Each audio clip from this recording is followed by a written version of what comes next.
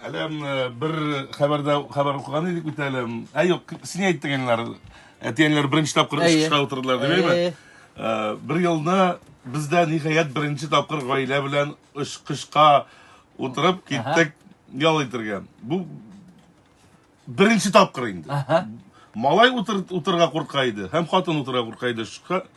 Mına aeroportqa kelip жетіп, dengizge barıp жеткеншеге kadar Qaltıratdı mı?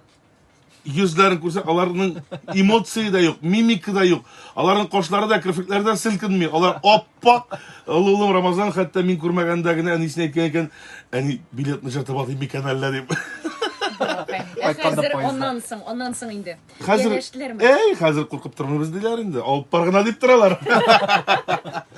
İsәнмесез, иртәнге şeyler СССР zamanında bala şактагы хыялымны тормышка ашырдым бит.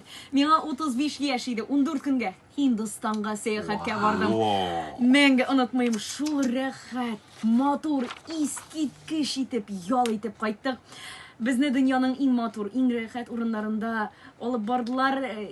Hind океанында дигән инде су кыйынганда гид аңлатты инде эшкә кермәскә, чөнки акулалар бар диде. Тик шулай да, ничек кенә матур булса да, кайтасы килә.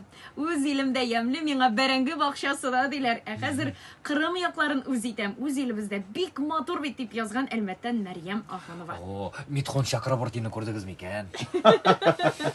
26-сында без дә Сочига ял итәргә барабыз балалар белән дип язган радио тыңлаучыбыз. Бәрүк, хәерле юллар сезгә.